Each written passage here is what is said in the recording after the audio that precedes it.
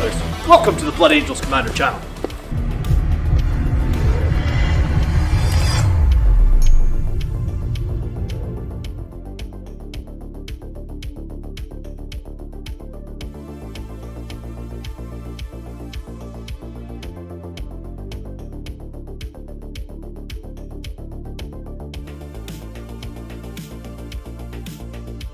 Greetings, brothers. Good evening. Good evening. How's everybody tonight? Thanks for tuning in. Thanks for being here. I hope you're all well. Just move this camera a little bit and move this light a little bit. Cool. Good evening. Miguel, Mike, John, Robert. Evening, folks. How are you all doing? How are you all doing? Let me just clean my glasses. They're filthy. I've got baby fingerprints all over my glasses. First world problems. Might be getting joined tonight, actually, on stream by Mike. We'll see. Mike is doing a commission for me for a Gladiator. What's happened to that camera? It's gone completely out of focus.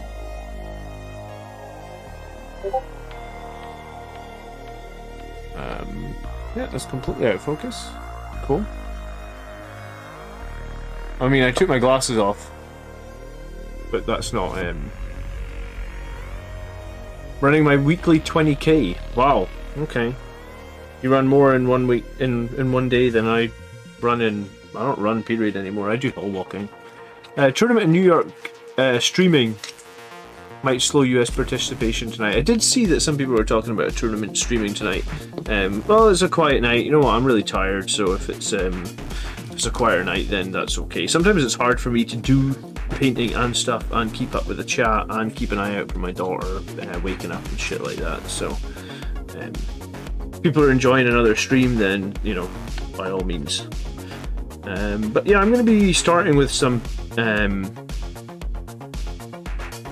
texture paint on some Death Company bases, because I figured I've been running these Death Company for a while now, and I'm most likely going to be running them for a tournament. If I need to run them at a tournament, then they definitely need to have, they definitely need to be based. So I figured I'd just start with a little bit of Death Company basing. I typically don't like to base models this early in the process, but yeah, it just comes down to I want to run them in a tournament, so I'm going to base them a little bit earlier than normal. Usually means that I may need to go over it and tidy up again, but shit happens. Good evening, John. Good evening, Campbell.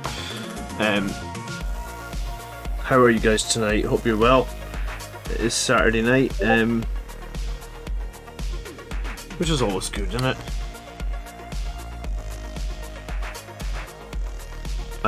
So the GT I've got next is on the 11th of November, so it's a little bit of ways. But I'm running multiple Death Companies pretty much every game now. So I figure, like, may as well just get some base material on these. Then, I mean, worst case, I can use them as is. I kind of dislike going to tournaments with half-painted stuff, but I mean, as long as it's got 3 colours on it and it's not going to penalise my scoring, I'm okay with that. I like going to tournaments when, like, your army's fully painted and you can enter it in the best painting competition. Not that I've ever won any painting competition ever. I literally have never won any. But it's just a nice feeling, you know, when you go to an event and everything is based fully and you're like, you know, you feel good about it and you obviously spent time and effort on it, and it's always a nice feeling.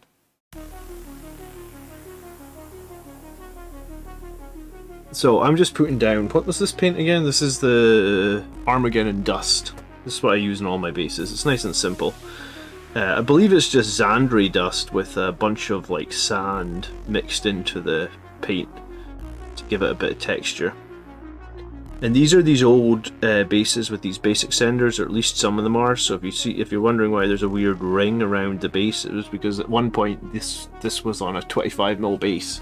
These are the old metal models. You can see the metal inside here. So these Death Company models are like 25 years old. It's crazy.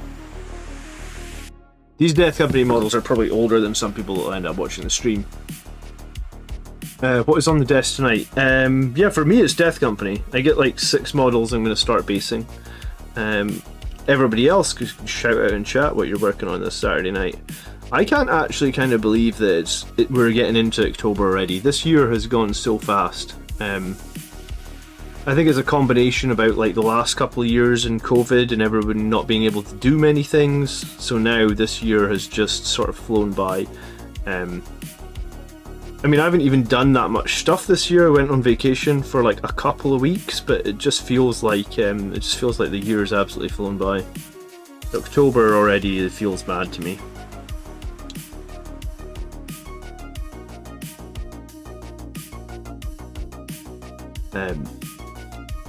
Someone made a comment about the flowchart that I made.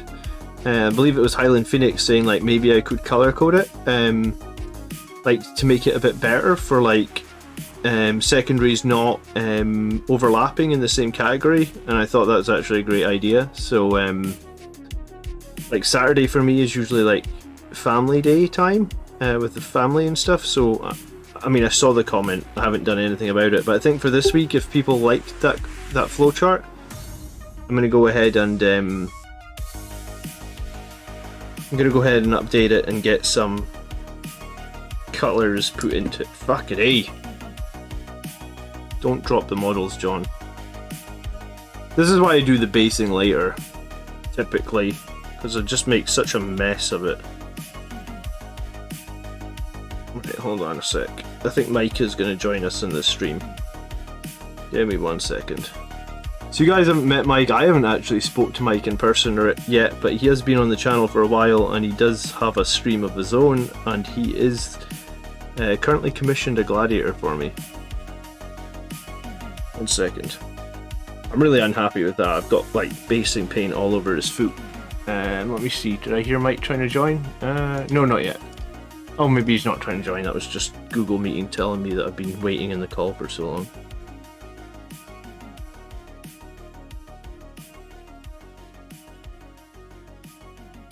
God, sometimes you can get the texture paint everywhere, can't you? Look at that. What a mess.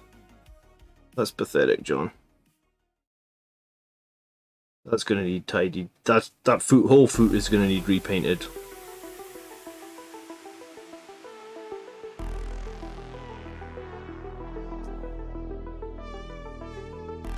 See what paint we can pull off of it, but not nearly enough, I don't think.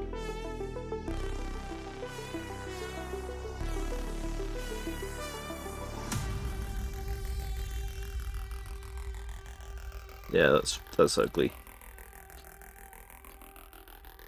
Oh wow, lots of chat.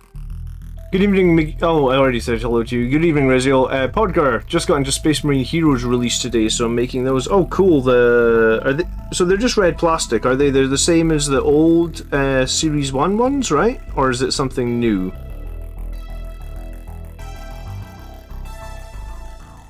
I considered buying the Space Marine Heroes, but I was thinking, like, do I really need more tactical Marines? Like, what am I actually going to do with them? What are you doing with them, Podgar? Good evening, James. I thought that the new set didn't have doubles in it. I thought you paid for it once and you were getting one of every single model if you paid like the 40 or 50 bucks, or are you actually still getting doubles?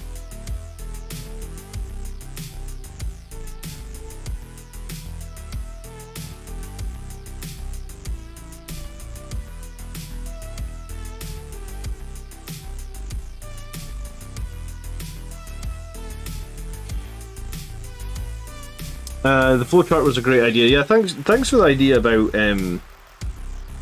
color coding the secondaries though, Highland Phoenix. That seems like a great idea as well. I think I'm gonna try and get that done.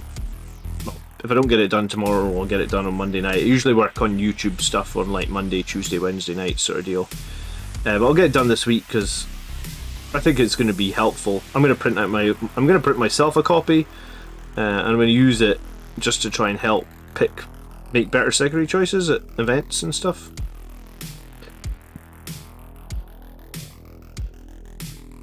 It was just an idea. I mean, I could update it again when there's more data, or if I could also share the source code as well if people wanted to change it themselves, I guess. Greetings, Miguel.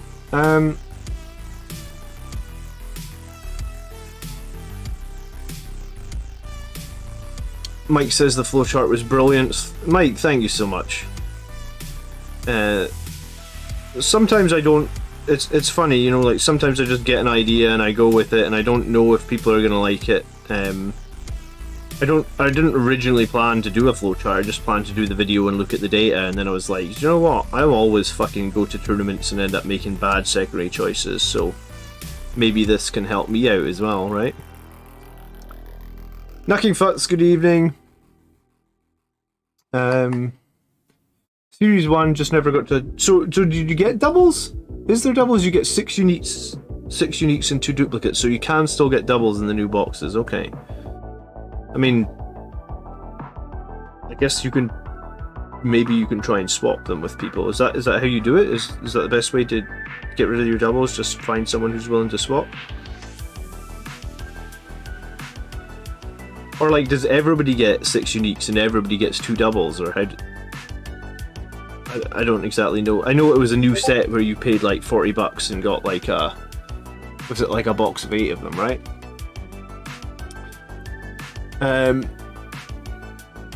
Yeah, a few people actually asked me if I could go further and put like standard disintegration or something into the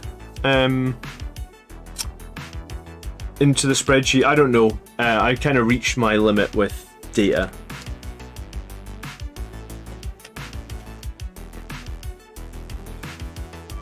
Hey Foz, good evening, how you doing? Great victory versus Eldari this week.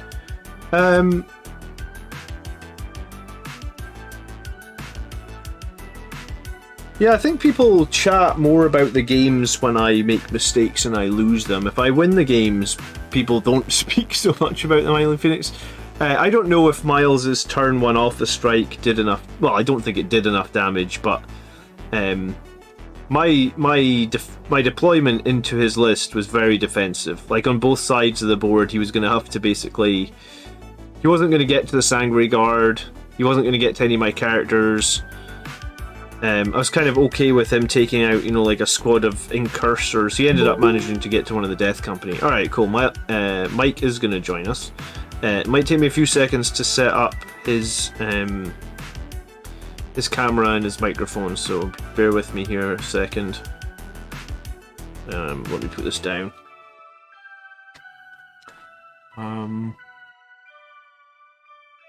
Cool.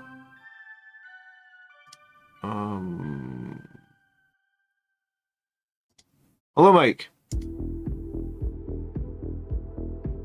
Can you hear me? Because I cannot hear you at the moment. Let's see if I can.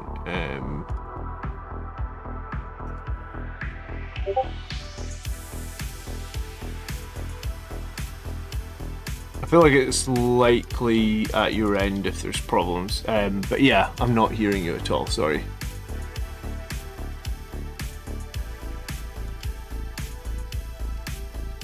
Can you hear me now? Yeah, what's happening? I'm trying to put you. I decided just to get rid of the special thing I was trying earlier. Okay.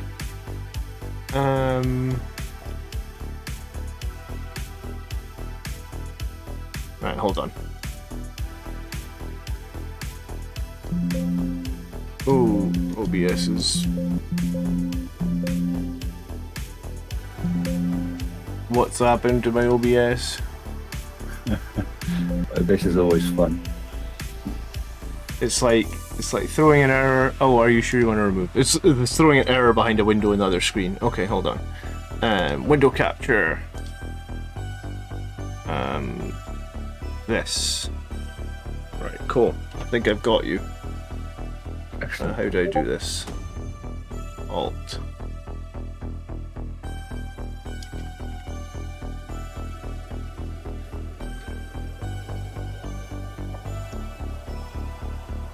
Guess you can go in this corner here. Cool. Where are you streaming at the moment? Yeah, I'm streaming now. Yeah. Over on Twitch, right? Or are you on YouTube as well? No, I'm only on Twitch. Alright, cool. I could see I could see my Gladiator. I guess.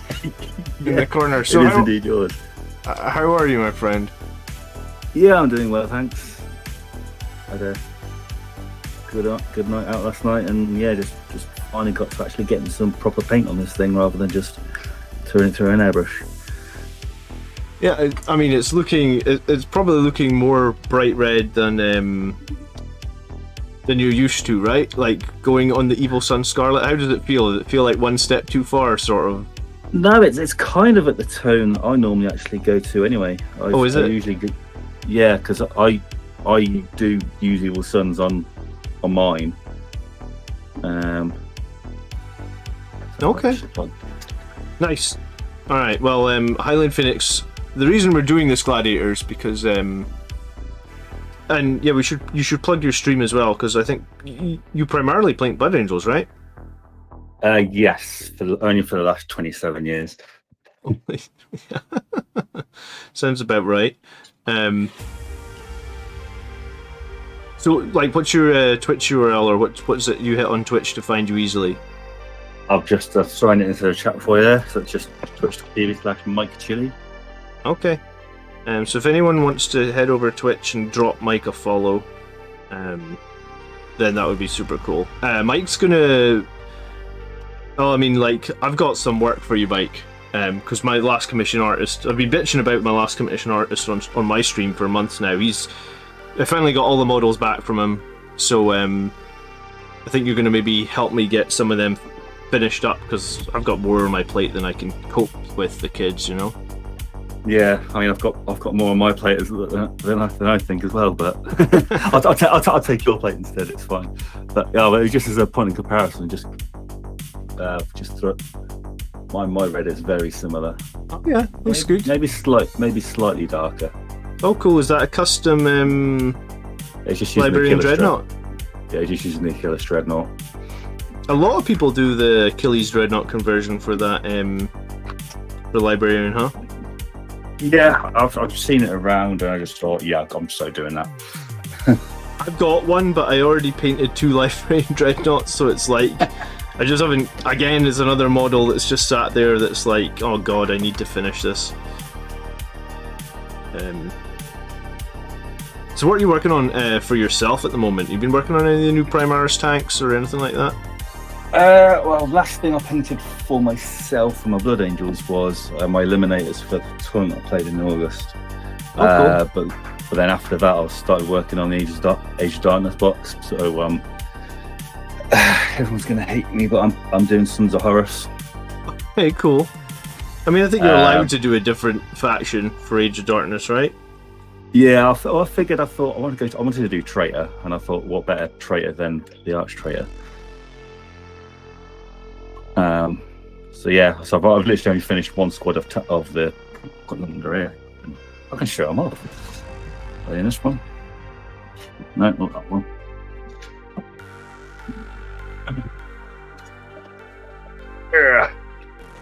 No, those are my Eliminators.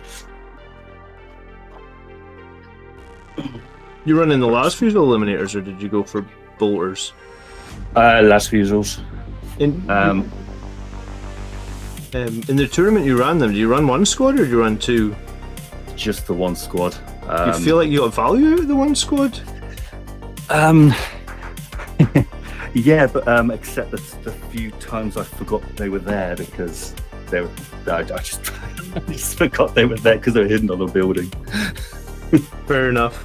I did that with a squad of Eradicators in a tournament. I had them up on had moved them up onto like a railing, and like the railing was like facing away from me, and like I won the game anyway, and at the end of the game I was like picking up my models and I was like, oh shit, so like I just had this squad of Eradicators like probably within range of a lot of things that I just never fired for the entire like turns 2, 3, 4 and 5, and I kind of said to my opponent, I was like, it would have been nice if you'd said to me they were up there, and he was like, oh yeah, I suppose. I was like, okay. Yeah, it was a Tempest of War tournament as well, so it wasn't. Oh, cool. It was my first ever tournament as well, so I just thought I'd just go with it, just see what happens. I want to give Tempest of War a bit of a play, but no, I haven't managed to find much value in a single squad of Eliminators yet. I don't know if that's because I'm just playing them badly. I mean, there's definitely that possibility. I do think they did cost me one game because they whiffed an advance roll to get me on the objective at the end of the game, and yeah. Well, to be fair, that was still my favourite game of the tournament against 5 Wraith Knights. Oh, really? Well, Yeah. Do Wraith Knights still have a D cannon, or is that? Well, he didn't have enough points for any really like ranged firepower. Okay. with 5 Wraith Knights. So. Yeah. But yeah, Tempest of War is my preferred way of playing, at least in like my casual weekly games. Just it's a lot of the people I play with aren't really tournament mindset. So I was going to say a lot of people are leaning in on Tempest of War. I need to give it a try.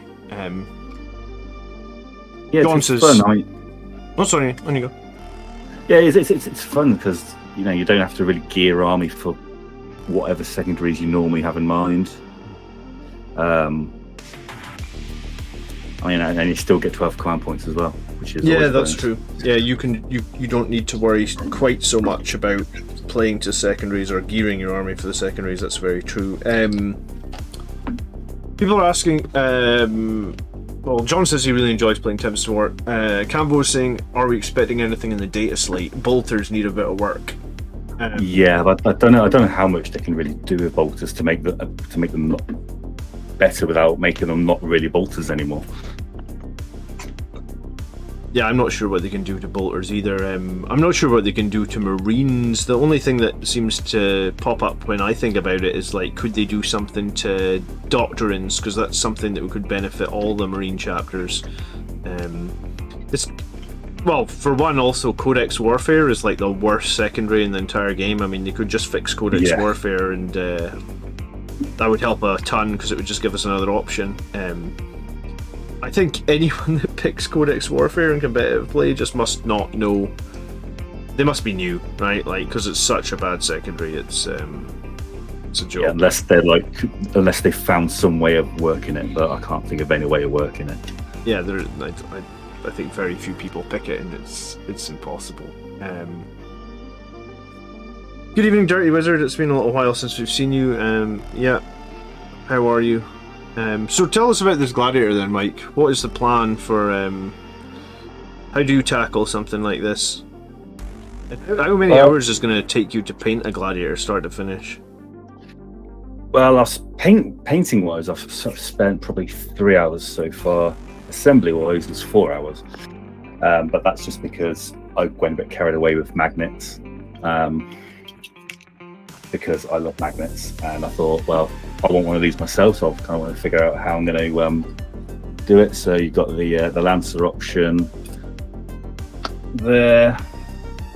You've got the old Reaper. No, it's not the Reaper. That's the Reaper cannon. I think if the first time I use this, I don't use the Reaper cannon, Highland Phoenix is never going to watch another one of my streams. You realise? That's it. He's going to be like, "Fuck that guy, I'm done." Yeah, I forget what the name of the one with the las cannons is, but you've got that option. Valiant. Yeah. Yeah, it's fun just getting that magnetized. Yeah, no, that's awesome. I'm so happy that.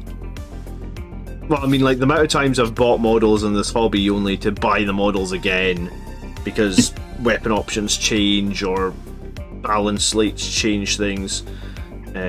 For any sort of armor, if I can magnetize it, I always do now. It just always, like, magnetizing infantry's even, armor's like a lot less fiddly to magnetize, I guess, right? So it's like, if it can be, yeah. I still have, like, I've magnetized a couple of tactical squads back in the day, and I ended up not bothering to paint up the weapon options I wasn't really using. Yeah.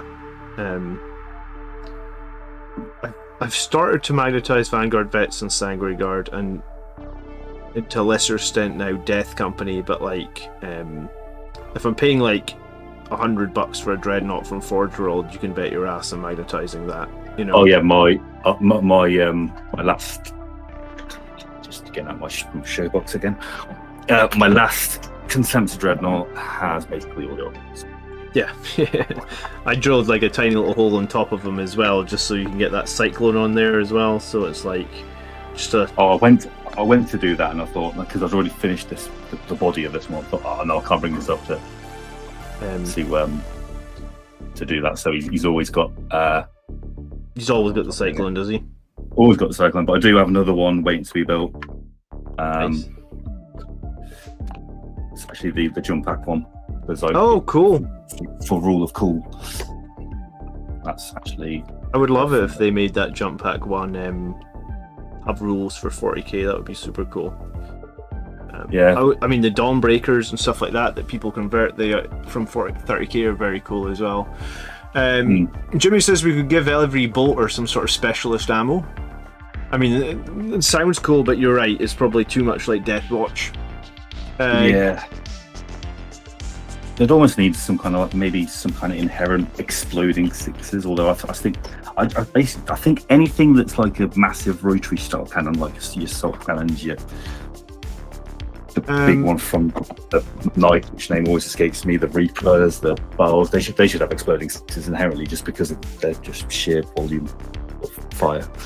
Oh, that's interesting. Do you think exploding sixes would make the Reaper really viable? People are asking what's the Twitch, the exact URL. Is it just twitch.tv/Mike Chili? So like spelled. Yes. How do you spell chili? CHILLI. Hang on. Yeah. Type. Like chili bean, right?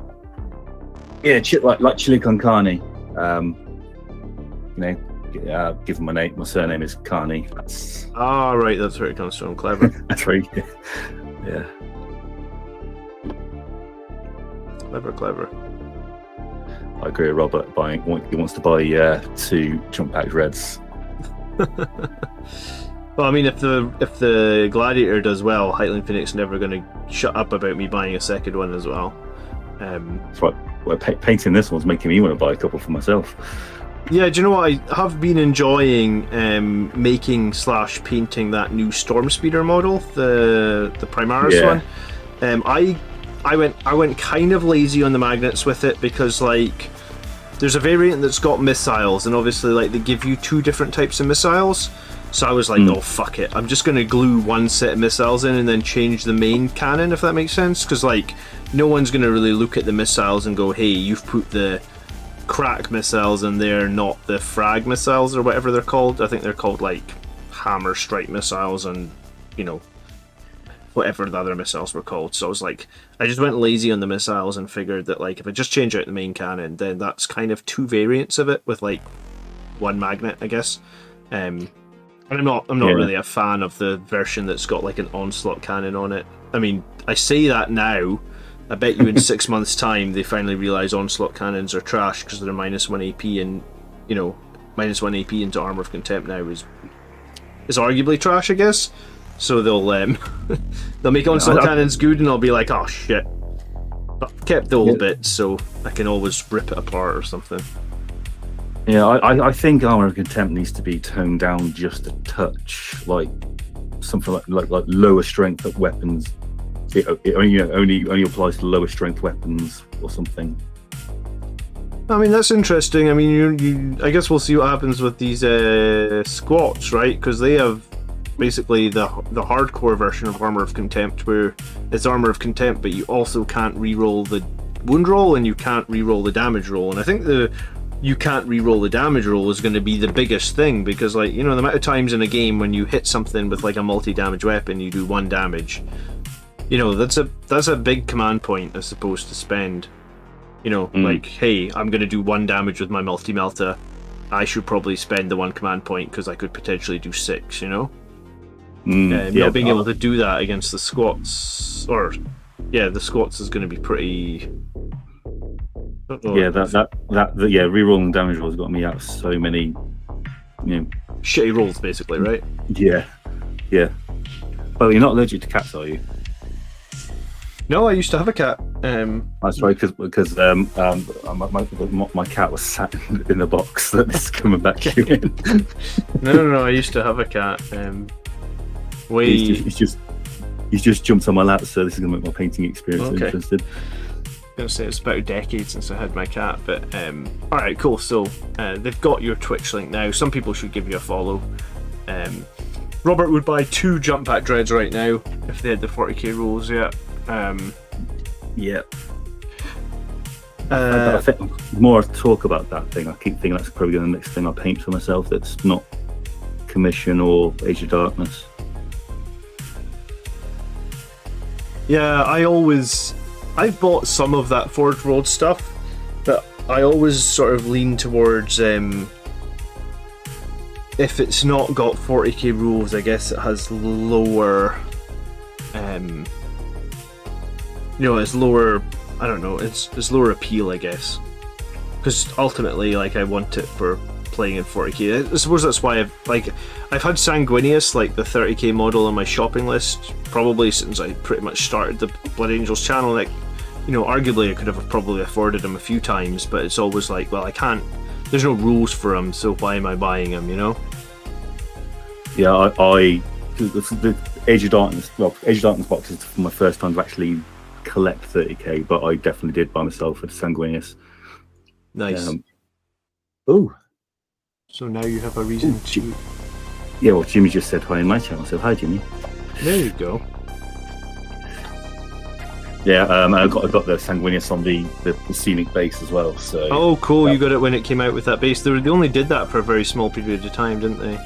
Yeah, they did. I was like straight on that because it was literally the only thing I was really waiting for. Yeah, well, that would have been the one that I probably had in my basket and was like, meh. Probably ended up buying something that could be used in 40k. I mean, I still love my Falchion. It just doesn't get. I just don't really play it much, but I do love it as a. Like, I like big centerpiece models, Yeah, I used my General Drop Pod for the first time ever since I bought it like 8 years ago. Okay. Recently. But that's just because I've been playing with all Dread armies for fun. Nice. I say all Dreads and a squad of Eliminators because I had 75 points left over. Okay. You got a Tech Marine in that army, or just Dreads? Yeah, and Tech Marine. I was gonna say maybe you get like few free squads of servitors in there, maybe. Yeah, I do have some servitors that need paint. Yes. Basically, I have many things that need paint. Yeah, I know the feeling. I swear the servitors I had, my sister bought me them for my birthday like 20 years ago, and I only finished them like last year. Well, the land speeder I've been using lately was part of I bought 3 of them yonks back, magnetised for every single variant of land speeder, and then ended up just sticking this one only a few months ago just to be a land speeder, the multi-melter. Right, yeah.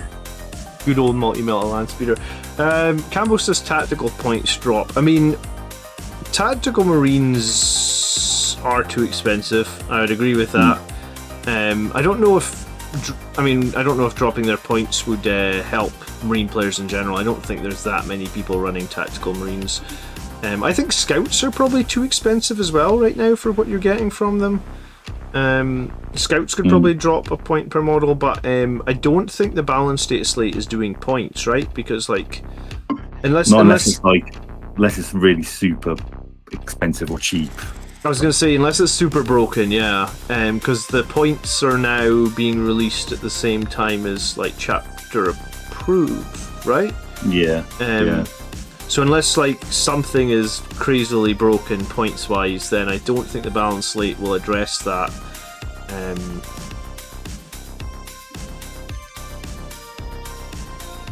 Yeah, so I don't know what to expect from this balance slate. I don't think Blood Angels specifically, for every balance slate for a year now, have been like, ooh, that's exciting, let's look at it. What do Blood Angels get? Oh, we get nothing.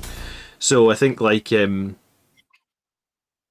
guess in one of them we got Armor of Contempt, but if you're looking for a section specifically for Blood Angels, I don't think there's going to be anything in there that says here, Blood Angels are getting a buff. It might be something generic. Logan says next points update, I can just see them reversing the drop on Sangre Guard. I don't think people are going so heavily on Sangre Guard now. I think there's more. Are they?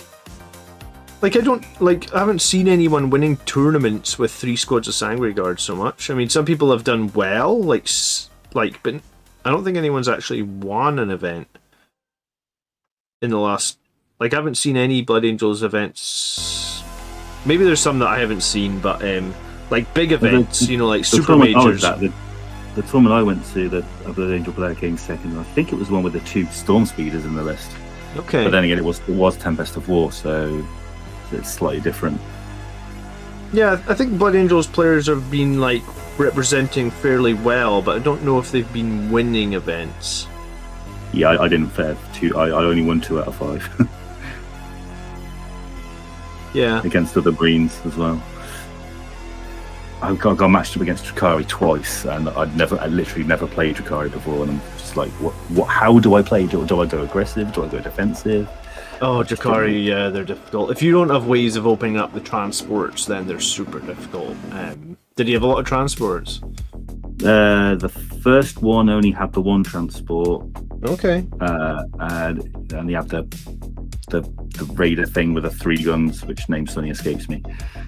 All right. Okay. Yeah.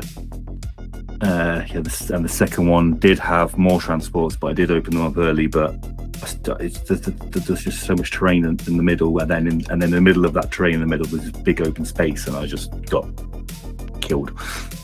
Oh, I had that at the top table of a tournament where the final table just did not have enough terrain for my arm. Like I was running a pure melee Blood Angels list with like 3 Eradicators as like only fire support. And the final, like, all the terrain tables had been okay until the final match, and then it was like, oh, in this final match, there's just no terrain in the middle of the table. And I was like, alright, so I'm completely fucked here. Because even with Armor Contempt, we don't really stand up to solid shooting, Yeah, and the sole reason I took Infiltrators in my list was because for the original, and nobody against me put anything in reserve or deep strike. Do you know that you will actually find that like a lot less people are putting stuff into deep strike? Some armies can really benefit from it, but a lot don't. What's happening, Reziel? We have Mike Chili on stream tonight. He is over on Twitch TV. It's Mike Chili, just how you say it, I guess. And he's painting my Gladiator for me. He's a superstar, and I need a Gladiator apparently. I don't even know how I'm going to run it, like how I'm going to fit in a list. I don't like armor without Tech Marines. I don't want to be running a Tech Marine at the moment, so I don't know how I'm going to fit in a list. But I mean, it'll be cool to add a Gladiator to the collection, right? It's never bad to have these new models, I guess. I do feel like, I've been saying this to like Andrew and that I play with regularly. I was like, surely buying these new Primaris models is going to pay off at some point, right? Because Games Workshop are going to want to keep selling / making new Primaris models. So at some point, like the Gladiator, these Storm Speeders, like, I mean, Hammerfall Bunker. Yeah, maybe not the Hammerfall Bunker, but these other ones, right? Like, they're going to have to get reasonably decent rules, right? Because, like, they must have a lot of these models, and if their rules are, like, meh, then they're, typically what makes stuff fly off the shelf is when people go, holy shit, that squad can do 6 mortal wounds every turn, or that weapon can do 6 mortal wounds every turn. I want some of that. And people go and buy 3 of them, It feels like, whereas like with this Hammerstorm, or sorry, you've got me on the Hammerstorm marker now. With the Gladiator tank and with the Storm Speeder, like, they've been out for 2 years, and I've only just picked up both of them, so there's like there's no emphasis, there was no rush on it. It was like, this Storm Speeder's been out for 2 years. I kind of think it looks cool, let me just get one. And in some ways, it's a bit like the same with the Gladiator, it's not like, oh, those Gladiators are dominating events, I need to get one. Their points cost when they first came out were just too high, so... A lot of the Marine stuff's point cost was all over the place when they came out. I guess that's the problem of being one of the first codexes in the edition, right? Yeah.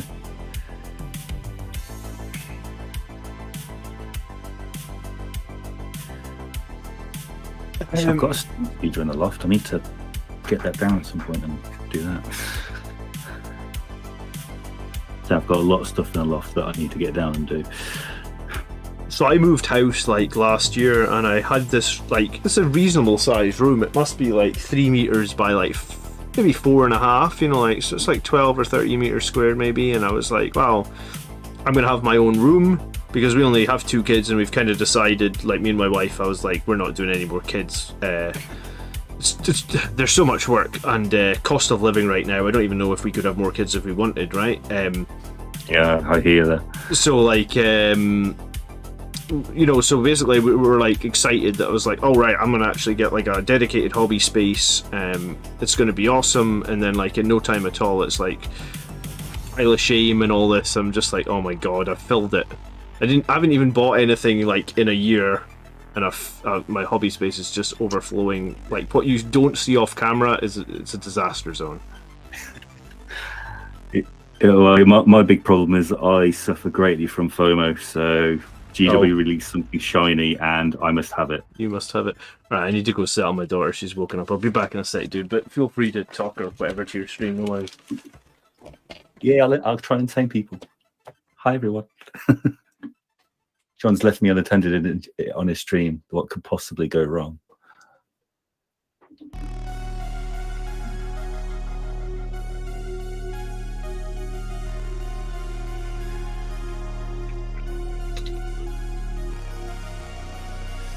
Quick question to everybody in the chat. Hi, Rez. Who of you are brush lickers, and who of you actually find it disgusting?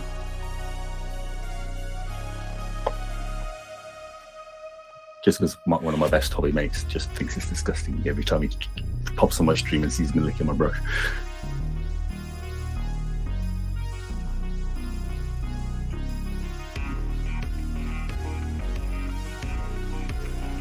Oh, I need to touch that up. I've lost that one.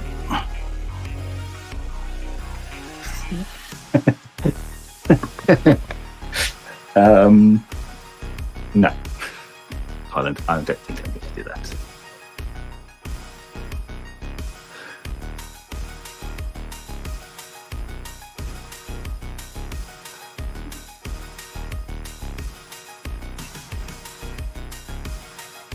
Where have I got to?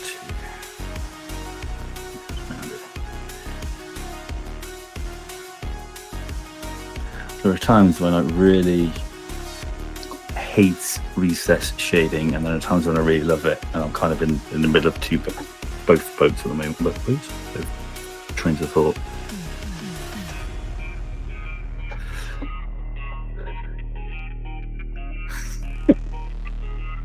Okay, based on which turret would you superglue on if you had to superglue one on? Yeah, sorry about that. That's all right. Hyland Phoenix is trying to get me to superglue the Reaper turret on. He is not. Someone kick him from the stream. Hyland Phoenix, do you actually have a Reaper? Or do you actually have 2 Reapers? Because 2 Reapers seems to be what you keep talking about, right? You're gonna have to post a picture now of like a picture of like yourself holding 2 Reapers and like a little post-it note in the picture, so we all know that you actually have 2. And anyone who keeps harping on about Astaroth as well has to do the same. I played Astaroth again, 2nd week in a row. Yeah, I've not been able to catch your game streams because I'm playing on the same night.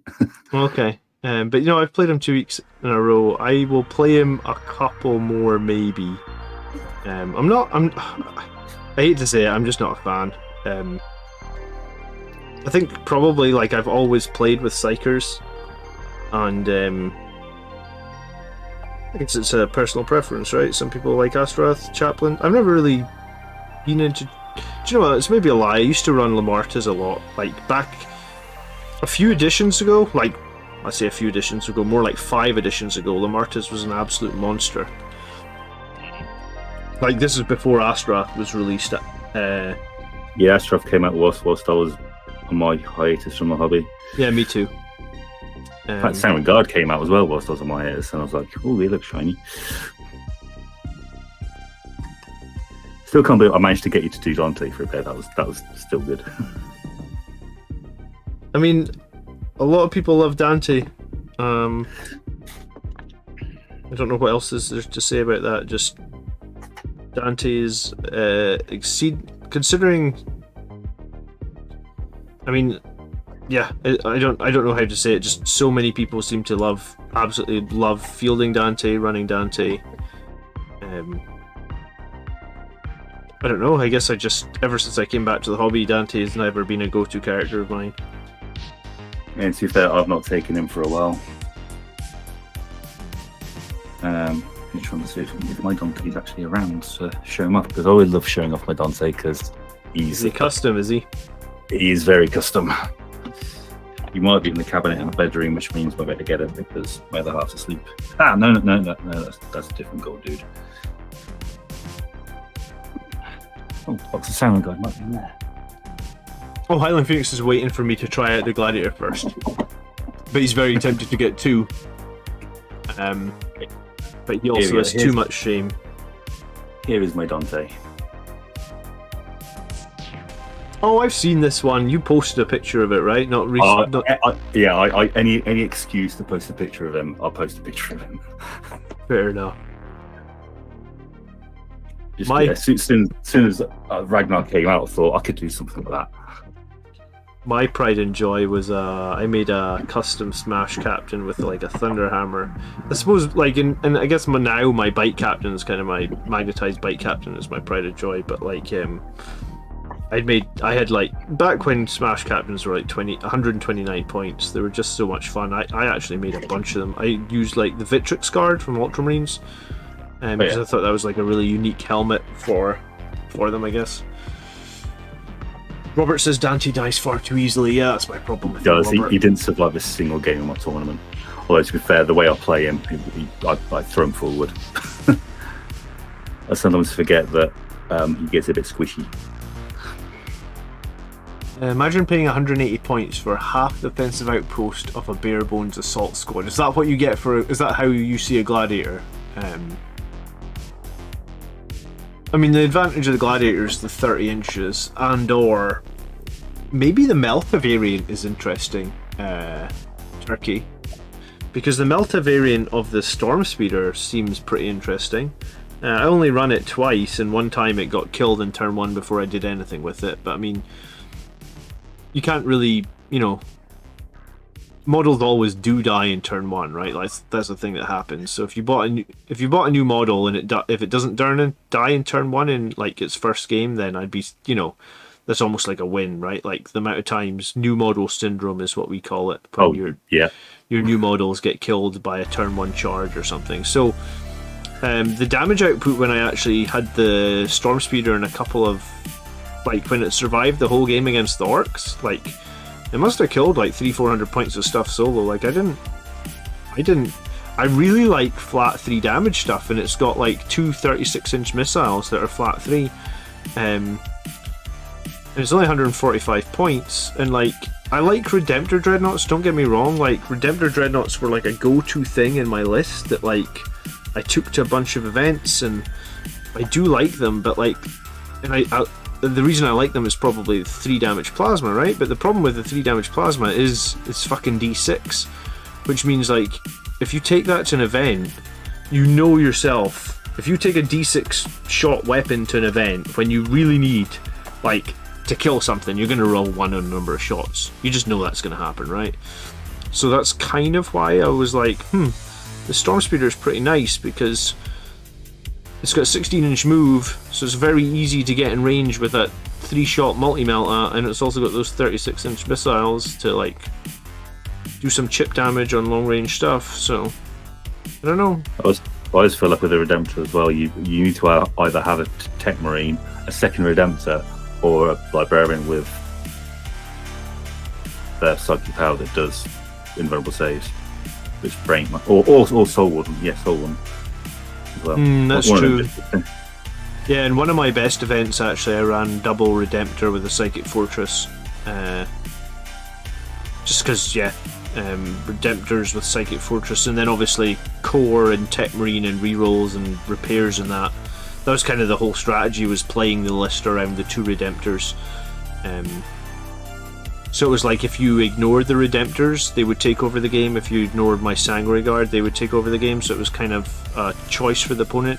Go after the Redemptors, which are all buffed to the shit, or go after the Sangre Guard, which I'm going to do my best to obscure, standard Blood Angels sort of jump from unit terrain to terrain with the Sangre Guard, right? Yeah.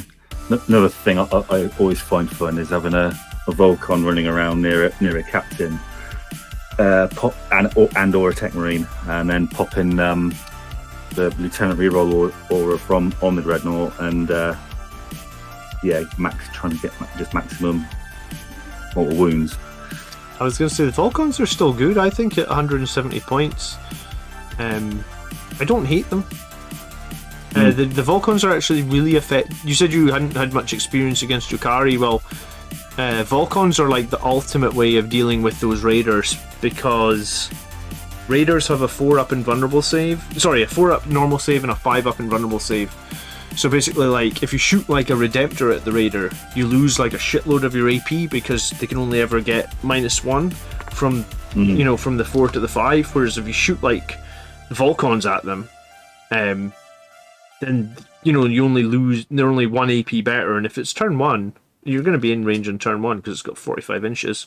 So in turn 1, you're like arguably the most efficient you can be with those Volcons. And Raiders don't have a lot of wounds; they only got like 9 wounds. So arguably, like if you can do a wound or 2 with the mortal wounds, and what do you get? Like you get 16 shots. It'll be like hitting on 2s, wounding on 3s, I think, or maybe wounding on 4s. But I mean, there should be enough in there where it's like Volcon Contemptors are actually arguably at range. I think they're the most effective thing we probably have for killing Raiders. Maybe. I'm just saying this to keep Highland Phoenix happy, that maybe a Gladiator Reaper would be close behind. My record for mortal wounds off of Volcon was 7 or 8. Yeah, I did 5 one time off one gun. But then again, when you come to a tournament and you're at the top table and you're desperate to do some mortal wounds because you're in a really tough matchup, my experience tells me that you will do 0. Yeah, I took Leviathan with the Volkite nipple cannons, and he didn't do a single mortal wound in any of the games. Yeah, maybe there were less shots on it, but still, it's no, that's the way it works. It's like the dice gods come to tournaments to keep you honest, I think. Yeah. So if you have something like that that's spiky and it's doing great out with the tournament, you can guarantee at the tournament it's just gonna roll averages or less than averages, or it'll roll really hot in a game you've already won. It seems like, or roll really hot. We've already killed the unit with the initial fire, and you don't even need the mortal wounds. I've had that a few times. I do still like Volcon Contemptors though. Like, I think they do synergize nicely with the BA list. It's just a case of the command points is difficult to make work. Yeah, that's another reason why I like Tempest so much. Reapers being toughness 8, Danny says, is a thing. I can't decide what I think is better, Danny, because, like, yes, the Reaper's toughness 8, but it's no -1 damage. And then the thing that I really like about the Volkite Contemptors is their core, and they don't profile. So literally on 1 wound, you're still hitting on 3s or whatever. And I think that's that probably balances out the CP cost, right? Because like the Gladiator and that, you would be paying CP to maybe shoot on 4 full profile or get +1 to hit or something like that. So I always forget about that strat for putting vehicles back on full profile. Well, the top profile stats. It's expensive for Marines. It's 2 CP. A lot of other factions get it for 1. But I mean, it's more valuable the more expensive. Like when I was at the GT with an Astreus, then it's super valuable on a 700 point tank, right? Yeah, definitely. Astreus doesn't cost you a CP to take as well, does it? No, because it's Primaris tank, which is actually really nice. So I think there's definitely an army you could run around an Astreus and Dante and maybe even like a Volkite Contemptor in there to offset the 1 CP Dante is giving you, and you could have a ton of really long range firepower. And the problem with Astreus is you really limit how many starting units you have on the board, because obviously you've paid 600-700 points for 1 unit. It does make grind them down tempting though, because you only have like 12 units, right? Lancers are 200 points. They're not anymore. I think they're 150 now.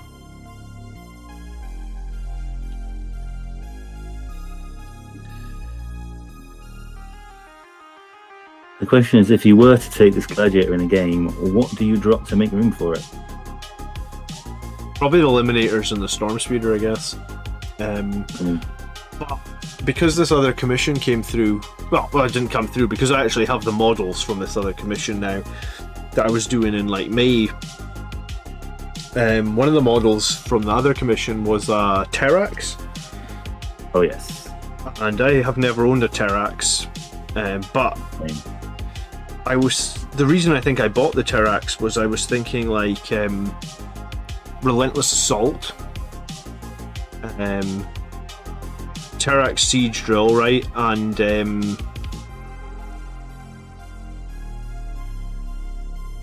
like maybe like scouts inside the Siege Drill or something. Like it doesn't even need to be something that strong inside the Siege Drill, just something cheap.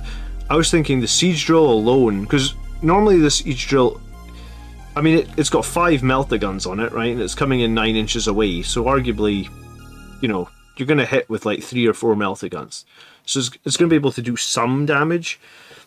But then the interesting thing for the Siege Drill for me anyway is, as a Blood Angels player, if the Siege Drill gets a charge, you get the additional attacks, and even on 1 wound, it keeps weapon skill 4 up. Like its weapon skill doesn't degrade. And it's D6 plus 3 into vehicles, so potentially 9 damage. That's tasty. Yeah, it is very tasty. Or maybe it's 6 plus D3. I don't remember, but I remember it being like, you know, if you're gonna have 5 attacks and a 4 up, yeah, you're not gonna hit many very often, but every hit is gonna brutalize whatever you hit. Does it still count as a Blood Angels unit? Yeah, So I mean it would. It's just a dedicated transport, right? Yeah, so you could. There's no reason it wouldn't count as a Blood Angels unit, from what I can see. I just think just seeing Quake bolts. Oh yeah, Quake bolts. Yeah. So you could Quake bolts. Yeah, and the you know, like Blood Angels don't have like a big, huge, giant special character like a Primarch or something, but a Siege Drill, getting the extra EP bonus and the extra attacks from Relentless Assault to me sounded like, wow, that could actually be like pretty fucking scary. And I mean, it doesn't even need to make its charge, it just needs to be, hey, I'm putting the Siege Drill into reserve, and that's 5 melta-gun shots, and that's potential, if I make that charge, whatever I charge is fucking dead. Which, you know, it's just like the psychological warfare, you know. It's only 180 points as well. So I do, because I was thinking at the moment I'm running the Storm Speeder, which died this week in turn 1, right? It gets shot off the table in turn 1. So I was thinking like, well, fuck it. What if I had a Siege Drill that isn't on the table in turn 1, so there's no chance of it getting killed. You know, I'm gonna be doing Relentless Assault anyway, so they're either gonna have to screen the whole backfield, and because the Siege Drill's coming in, and if they do screen the whole backfield, then I'll just drop something on the edge of their deployment zone and try and charge in. And I mean, it's a toughness 8 14 wound model with a 3-up Armor of Contempt save, so I mean it's more survivable than the Gladiators as well, you know. It's got more wounds, and the fact that in melee combat, I mean, they can't charge it, because if they leave it on 1 wound and then it attacks back, it'll kill anything, you know.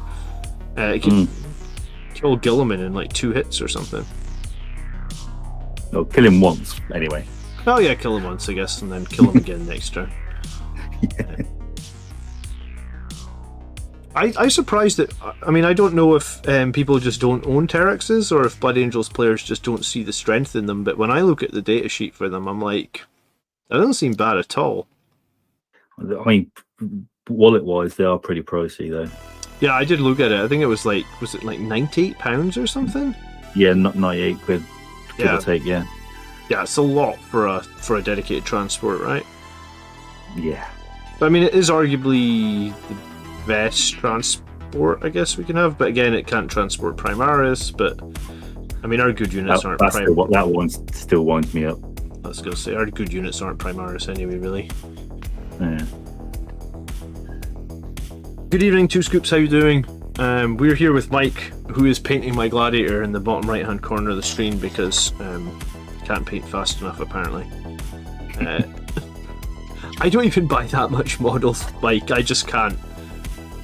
before I had the two kids, I honestly painted like 15-20 hours a week. Since I've had the two kids, I alternate between like 2 and 4 hours every week. So it's like my paintings just had become a fifth of what I used to paint, basically. In fact, you're also making videos. Yeah, well, that would be the main thing. Yeah, if I stopped making YouTube videos, I could put in like another 10 hours of painting. But then what would we do for our tactics? And I don't know. I would probably not know either. I did say to somebody on stream just a few weeks back that like I was making one of my lists, I was like, fuck, I need to think about this. What unit do I want to include? And then I went and watched my own video on YouTube to decide. Like a video I made 2 years ago, I was like, oh yeah, I said that. Okay, that's what my list's going to include.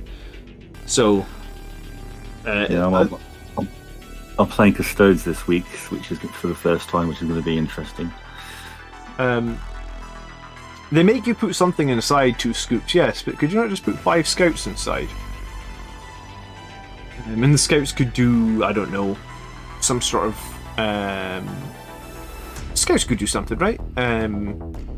Like Ackman data, secondaries, actions, they could do something. I think they could.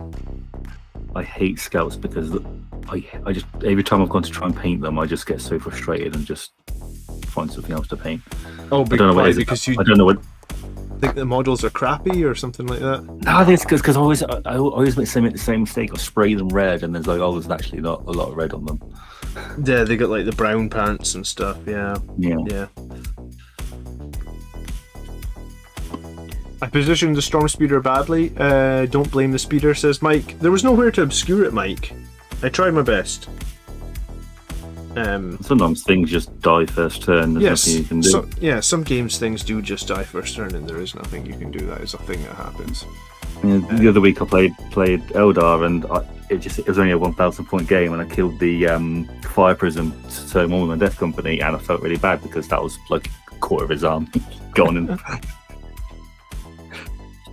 Having to put something inside the Terrax makes it feel point heavy, but then you could put a unit that you would normally have to pay CP for that would have to be in reserve. Like I could put my scouts and my servitors inside the Terrax, and then that would save me paying for them to be in reserve, and also it means that I'd be flooding the opponent's deployment zone like early with stuff, I feel like. And you can bring them on more or less exactly where you want them rather than on the edge.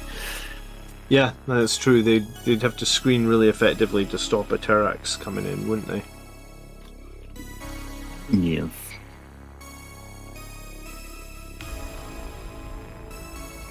Voidsmen can't go in Imperial transports anymore. They just changed the Voidsman's rules this week, actually. We have a video coming out about the changes to Voidsman over on our 3 Grots channel. It'll be coming out like... actually don't think it's coming out this week, but it's been filmed. It just needs edited. I still remember the look of shock on both Tony and Mark when I bumped into them at Warhammer World. Okay. They're going again on the 28th, by the way? Yeah, I don't think I'm going for a bit. Fair enough. If they're doing New Year's Open Day again, I'll probably go then. Yeah. They do always invite me, Tony and Mark, but it's the same as like Andrew's always inviting me to tournaments and stuff. Like he actually, I think, is buying his tickets for LGT next year, like this week. Oh, wow. Because they've got like some sort of early bird on next year's tickets, and I was like, yeah, no, I don't know. I need to wait until my kids are a little bit easier to deal with for just one person. Yeah, I'd love to play more tournaments, but I'd leave my other half for the one weekend with our son was just I felt bad about it, but it was good to actually. It was my first time actually away since he was born, so. Okay. I mean, I don't feel bad about it. I just know how much work they are, right? Yeah.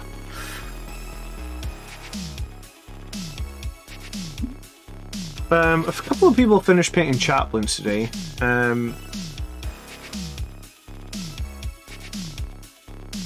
Danny says it's the money that keeps people from owning the Terax. I mean, I guess it is $100. I mean, and if it's $100 UK, then it's probably like 130 maybe US. Because I was reading an article recently that says like the prices of some of the models UK to US really doesn't match the exchange rate. Like the US players actually get like a much worse deal on it. Yeah, one of my friends was over in Texas this week, and he just sent me a picture of the price on a combat patrol, and it was like 40 quid more than UK prices. Like, what? Yeah, like why are they so much more expensive? I guess shipping and stuff. If all the manufacturing is done like in Europe and then it all has to be shipped to America, but it does seem like it's pretty expensive over there. Which is funny because the pound is so weak at the moment as well. Like the pound is unbelievably weak.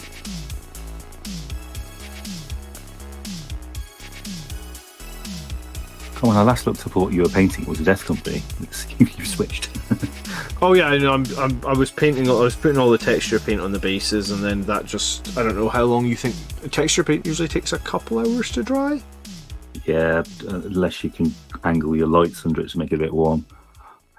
Yeah. Also, I dug out my Tyrant Skull earlier just to check out its how good it was, and it's rock solid. I was going to say, you could sometimes try and revive it with a little bit of water, but sometimes it doesn't happen. I've just ordered some more because I was buying. I got the £10 Warhammer Plus voucher, so I put that to good use. A Terax is $152 US. Yeah, so that's like 40 more than it needs to be, I guess, Reziel, or I guess. Maybe not 40 more than it needs to be, but that's what the markup, or that's how much they're charging you to get it from UK over to the US, I guess. Which is a lot, right?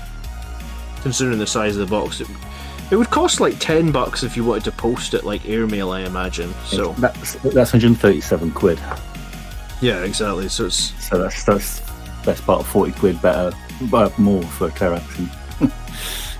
So it's a lot of money. Well, I mean, if that's just on one model, right? Yeah. You know, we've had it bad over here for the opposite reason. Like, see if we want to buy an iPhone, for example, like an iPhone in America used to be like $999, and an iPhone here was like £999. And like, when the pound was strong, that was like complete bullshit, because we were like, you know, the pound's quite a bit stronger than a dollar, so like an iPhone should be like, I don't know, at least like 50 less. Well, not even 50 less, maybe 100 less, 200 less or something.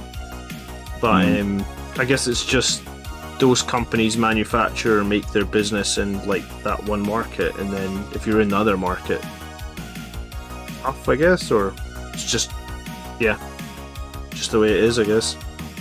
Yeah.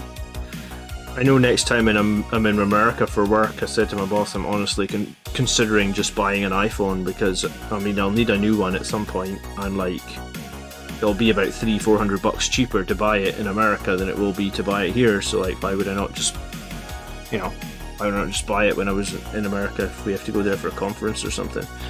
My boss was like, you'll have to throw the box away so they don't know you've bought it. I was like, no, that's not really a problem, right? Yeah, I only keep the box so it's easier for me to resell when I get a new one, but lately I've been trading it in to get a discount, so I don't even need the box. Yeah. This was that desperate for a box. We work. Everybody has a work phone. He has an iPhone, so we've got boxes coming out of those.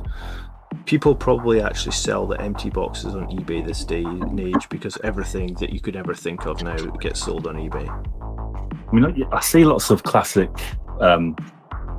40k boxes going for going on eBay. Yeah, probably. Yeah, I was like an old Battle Force on there. I thought, oh, that looks good, and I thought, oh, it's the box empty. Bastards. It's gonna say you have to watch, just pay for the box. Jeez.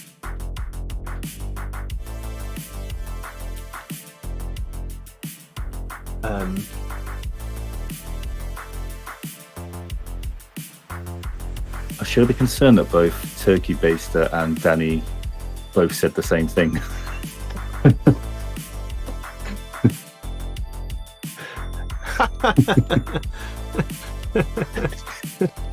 I mean, maybe they go to the same club or something. I don't know. maybe that's a slang in a certain part of America. Or I think Danny's from America. I mean I don't know slang in areas of America at all, so maybe it's something like that. Oh, definitely worth a giggle though.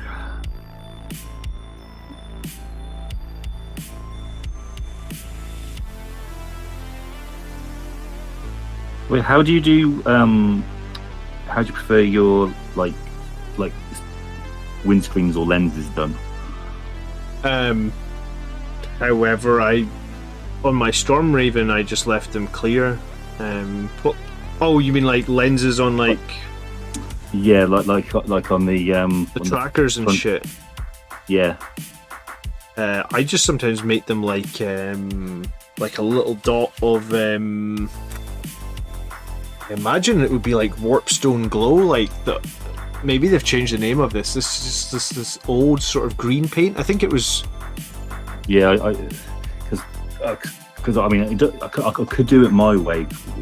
It does look really good, but I want to make sure that I do it the same way you like them.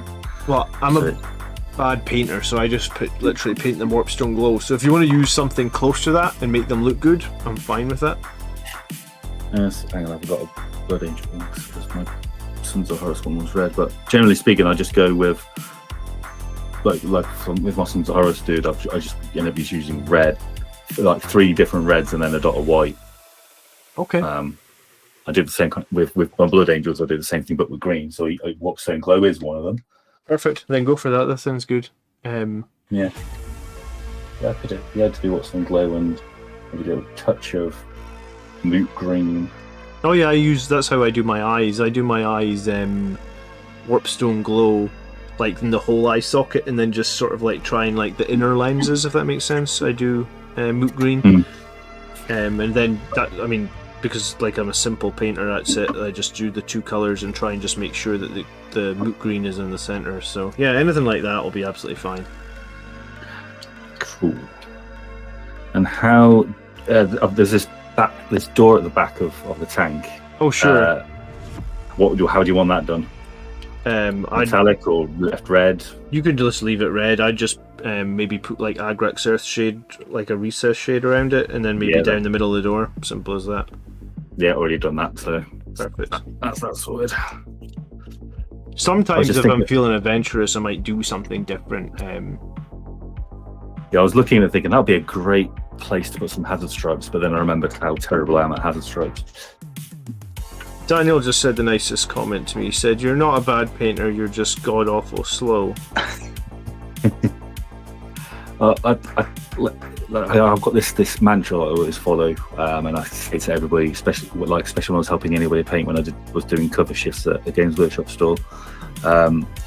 Don't worry about how good you are compared to anyone else. Just compare what you've just finished painting to what you last painted before that. If you're slightly better than your last painted model, then you're on to a winner. I don't know why I'm so god-awful slow, Daniel, but I guess I am. I'm a monstrously slow painter. I don't even know if I'm a little bit of a perfectionist in real life, so maybe it's a little bit of that. But I mean, my models aren't anywhere close to perfection, so it must just be perfection within my poor standards of perfection, I guess.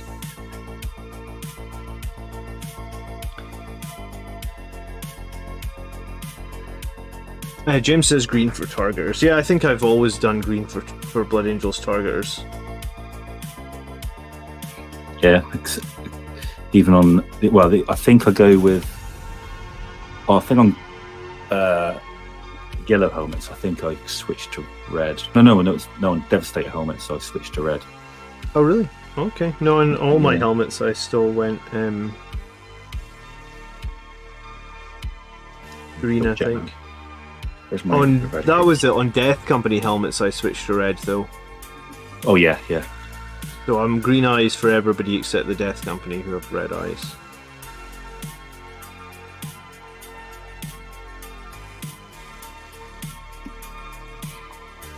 So you based close to Warhammer World then, or not really? An hour and a half. Okay. An hour if my foot's feeling heavy.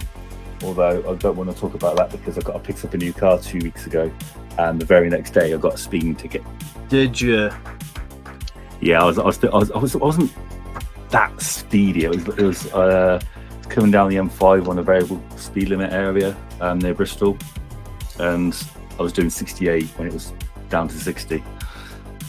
Oh, tell me about it. I recently drove from like the north of Scotland all the way to.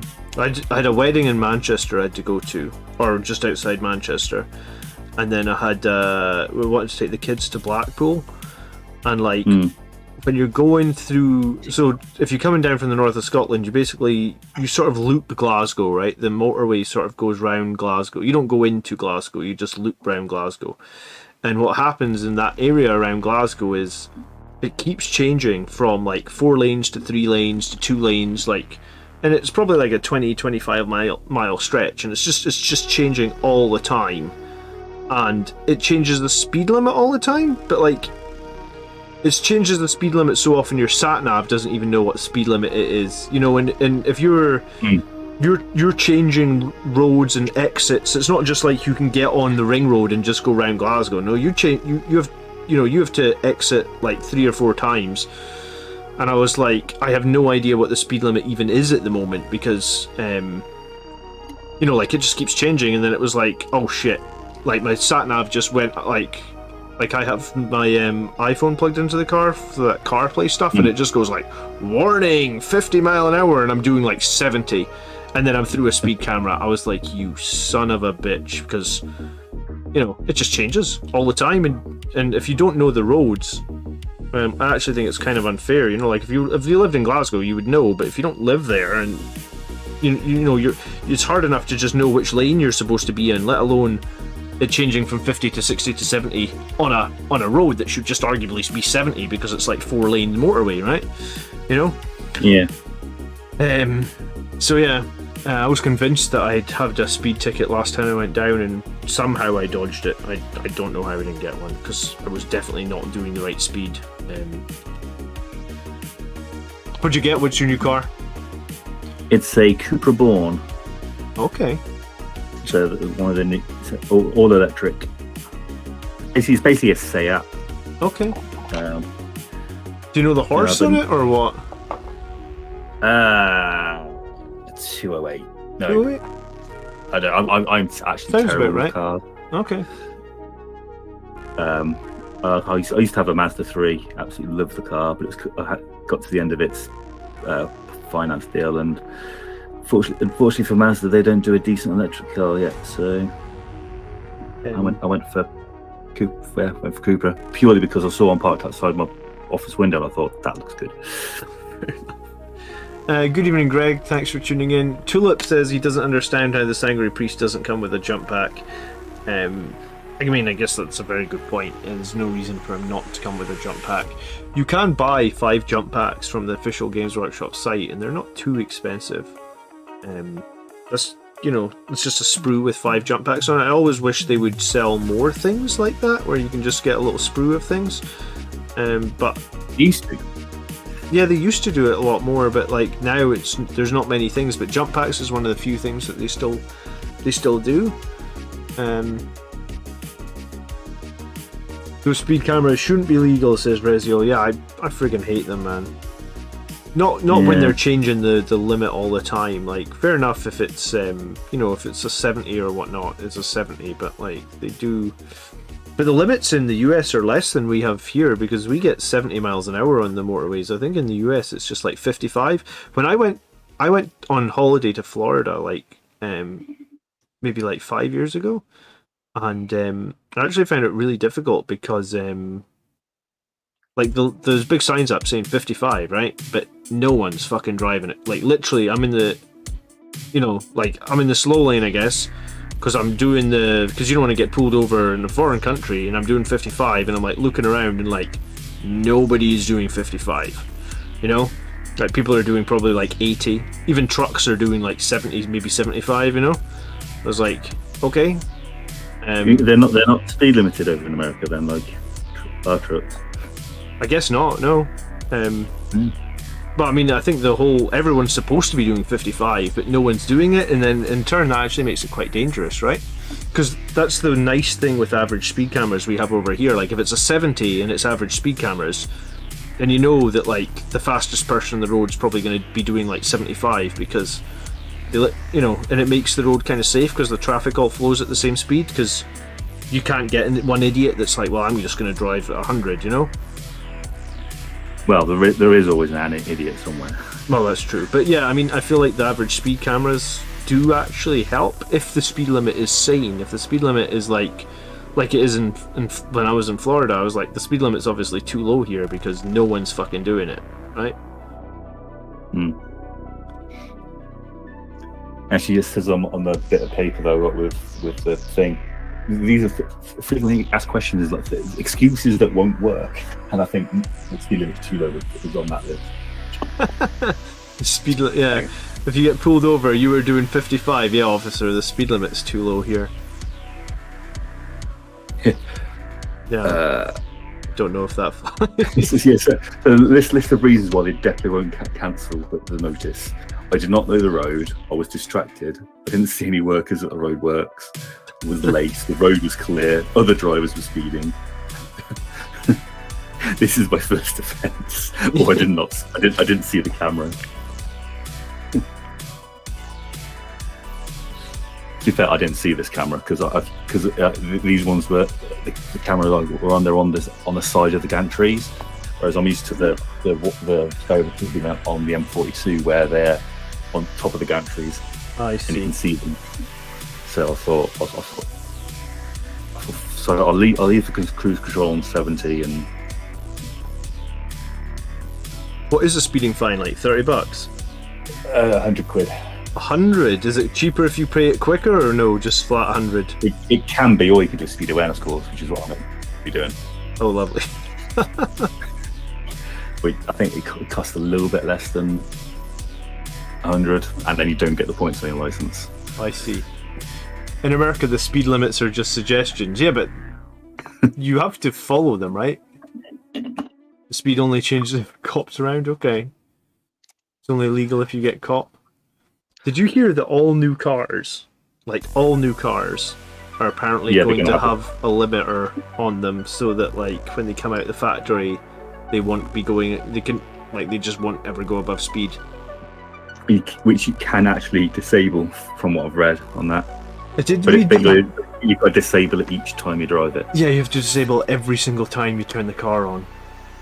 But then if you were in an accident, if it's been disabled, that it would have been recorded on the car, so you could get in the shit. Oh really? Wow. Yeah. Big Brother is watching, huh?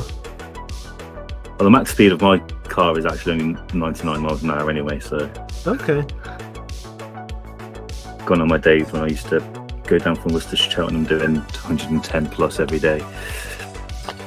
Yeah, I think you drive faster when you're younger. You got no responsibilities. You got no worries. I definitely know I did. I'd always drive to the conditions of the motorway. If it was busy, I wouldn't push it. But if it was like virtually empty, I'd just be like, "Sod it, let's just go." Oh yeah, when I was younger, I just was a bad driver, I guess, or irresponsible driver. What I have now.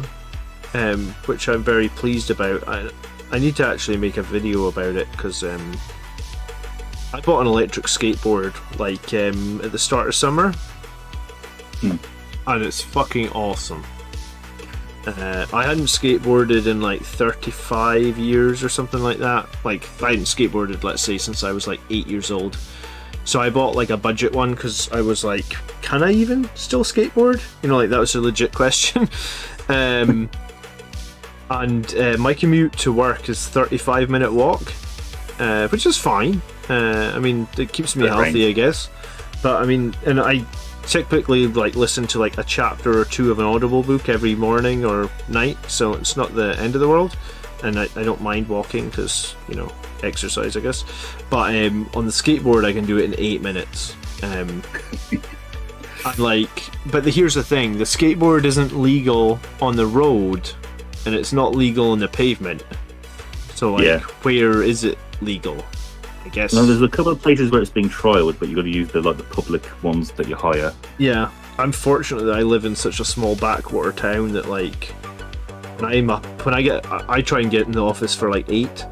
So like when I'm on the road skateboarding to work, no one else is awake, or like I see like 2 cars or something. Like it's such a small town. But the next thing I want to do is buy a faster skateboard, because this one's capped at 15 miles an hour. I want to get it down to 5 minutes. Yeah, I'm not going to go crazy, because you do get some that can do like, I saw an electric skateboard that can do like 40 miles an hour. I'm not needing that. I've come off of it 3 times. 2 times was like because I was brand new at doing it, and I was probably like, the first time I was probably only doing like 8 mile an hour, and I came off it and I fucked my shoulder. Like I landed right on my shoulder, and I was like, I could barely move my shoulder for like a week. The second time I was probably doing like 10 or 12 miles an hour. I came off and like bashed up my arm and like completely like ripped up the skin and all on my hands. So it was all like just torn up and all bloody. It was pretty nasty. But then the third time I came off of it was the battery ran out. So I didn't actually crash the third time. I just realised that the battery had run out, and I was going pretty fast, and I had no brakes, because obviously the brakes need batteries. Oh god. So I just had this vision when you said the battery gave up. I thought I had a vision of it just suddenly just stopping. No. So I mean, like I was coming downhill at the time. I was coming down quite a big hill, so I was probably going maybe faster than like 15 miles an hour, and I had no brakes.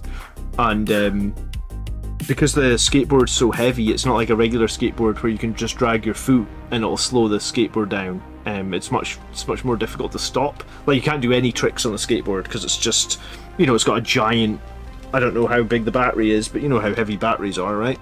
So it's got a giant battery that has like a 20-mile range, underneath the skateboard. So like even if you put all your weight on the back of the skateboard, it's very, very difficult to lift it off the ground. Like even going up some curbs can be kind of difficult, because you're basically like so yeah, I had to jump off the skateboard like 20 miles an hour and like completely fucked up the hand that I landed on. But I haven't crashed it in like 3 months now, so now I want a faster. You said that you're going to crash it tomorrow now? No.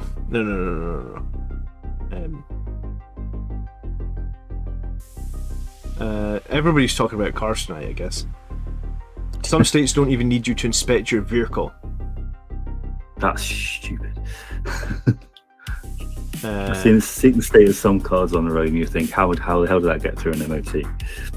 John says Element Games actually sell those jump packs, and they're a little bit cheaper than Games Workshop sell them. Well, that's good to know. Yeah. I think if they ever do like if they ever finally do like Primaris Death Company or Primaris Angry Guard, I mean people are going to convert the shit out of that, right? So like those sprues that just individual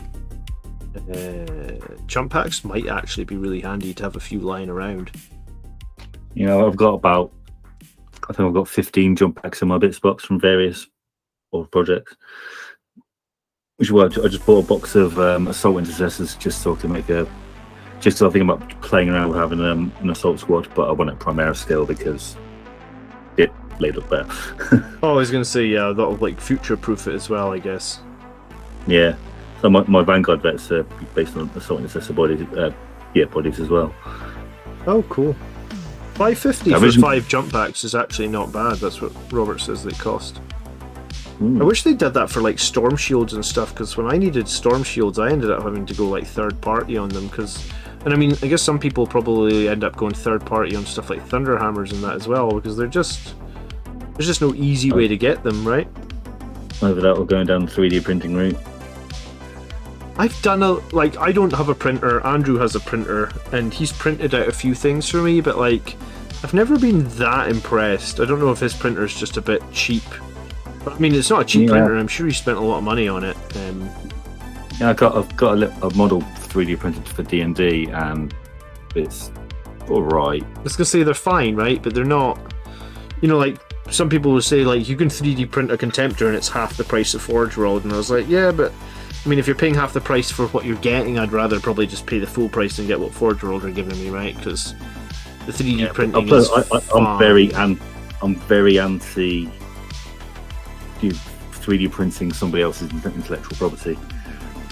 Oh, sure. I mean, what's the legality if someone makes the model, though, right, from scratch? You know, like if they've made a Blood Angels, I guess that's still bad, is it? It depends. It depends on if there are any direct copies from, Games Workshop source. Then it's plagiarism, I guess. Yeah. There's a big thing. Somebody did a whole load of like Necron style stuff that they apparently, well, they say they designed from the ground up, and Games Workshop went after them. Yes. Yeah. I mean, I guess that would be like creating a Darth Vader. It's still Darth Vader, even if you made it from scratch, right? But you did call them Necrons. You just yeah, maybe that's why I haven't really jumped too hard into 3D printing. I'm not opposed to people doing it for bits like weapon arms and stuff if you can't otherwise get them. Like my Volcon's weapon arms are bought off a 3D print site because at the time they just weren't in stock anywhere. The Volcons weren't in stock for about 18 months. I actually did the exact same thing. 2 of my Volcons are legit, and 2 of them were 3D printed. And what's funny is a couple of times Volcons came in stock like a night when I was streaming, and I was like, "Hey guys, Volcons are in stock." And obviously, I don't want to get my credit card out and like buy anything while I'm streaming, right? So I go on to Games Workshop's site like as soon as the stream ends, and I guess the people that were watching the stream bought out all the stock. I was like, "You motherfuckers." I was like, all right, well, and then that happened for probably, I think that actually happened twice, and then I was like, right, I need 2 more Volcons. I'm just going to buy them off eBay. Annoyingly, the cables on the arms they snapped on my ones. Oh, the 3D printed ones, yeah. That's why it's better to just buy the Forge World stuff than the 3D printed stuff. That's why I don't think I'll buy. Jin V, thank you so much for subscribing. I don't think I'll buy a 3D printer. I don't, like I said, I'd only use it for like something that I can't get hold of. So I'd just rather buy the legit stuff, I guess, when the opportunity's there. Yeah, but I know enough people that have 3D printers that if I want something one-off, I'll just give them some money and they'll do it for me. It should be cheaper than buying a 3D printer. Yeah, I think you can go to Etsy and people will print stuff for you as well that way now. Yeah, it's like way back when I was there's a chapter that featured in a book based around Legion of the Damned.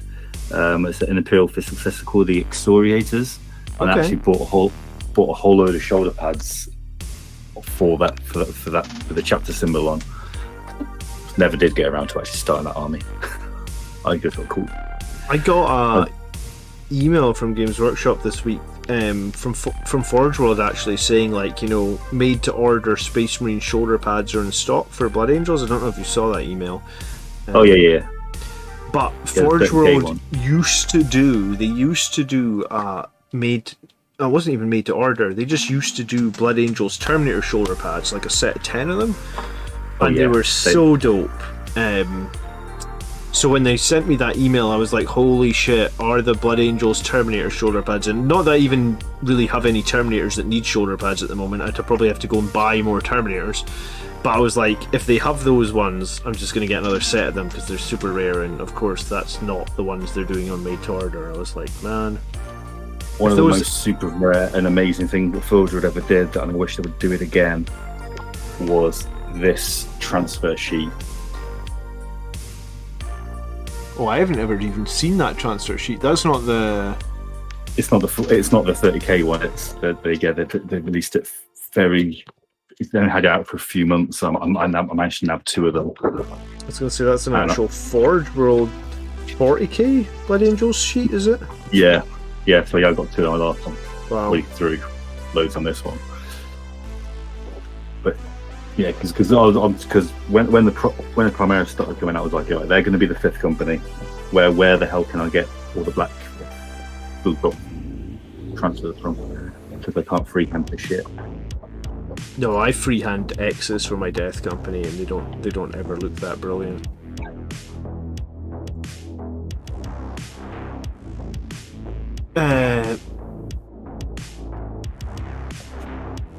GW Blood Angel shoulders are Mark III, I think. Yeah, which are cool, Rezion. Like, don't get me wrong, I don't think they're not cool. I just think that the Terminator ones were so... I don't know. I had a few extra Terminator ones, and I actually, like... I used the Indomitus made to... I used the, like... I guess the models in Indomitus, like the... What do you call them? They were, like... monopose models. I actually used the monopose Blade Guard veterans and like because you basically had to, because the shoulder pads for those Blade Guard veterans was like baked in, obviously, because they're monopose, right? I cut a bunch of their shoulder pads off and managed to put replace them with like the Blood Angels Terminator shoulder pads, because they kind of fit the Blade Guard, because the Blade Guard are just a bit bigger models, and they look really cool. And if I ever, not that I need any more Blade Guard at the moment, but it would just be a really nice option to have, because I do think that those Blood Angels Terminator shoulder pads, they were so cool. I mean, you can get some Blood Angel if you buy the Blood Angels Terminators Assault Squad, but it seems like a lot of money, you know, just for a bunch of Terminators you arguably don't need, I guess. I just wish that you could get more of the from the Blood Angels Terminator Assault Squad, the Storm Shield that the Sergeant has, the big one. I really love that Storm Shield. Yeah, the Crimson Paladins have really cool shields as well, actually. You know the ones I'm talking about? Yeah. But then again, the Crimson Paladins don't have weapons that you can use in 40k, so if you did buy them, you'd either have to just sit on them or convert all the options away or something, I don't know. It does seem to me like there's got to be a better way to do some of that stuff, like I've seen some people use Crimson Paladins to make Blade Guard veteran conversions as well, which have also been very, very good looking or very cool looking. It's just a shame Blade Guard aren't that great on the tabletop. They were good until Armour of Contempt as well, or yeah, I guess they were more popular until Armour of Contempt. Well, even before that, I was starting to go away from them just because they're just too slow. I think a lot of people had the wrong idea about how, like, a lot of people thought Blade Guard are a unit that's going to go centerboard and like pressure, but I actually think like they're a much more defensive unit.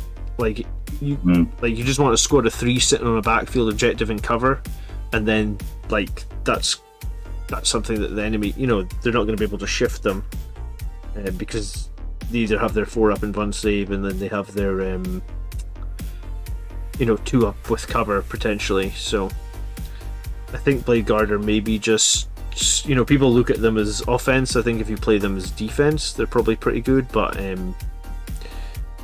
elites though, which again for Blood Angels is like such a coveted spot that kind of makes people, if you're going to have something defensive, it's probably not going to take up one of your elite slots, right? Yeah, indeed.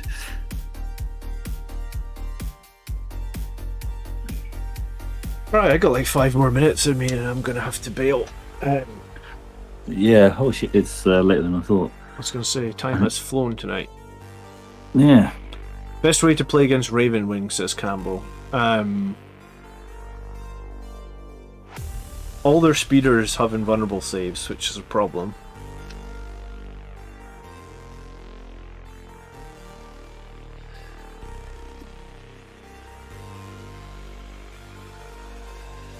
I only have like a couple of games against Ravenwing.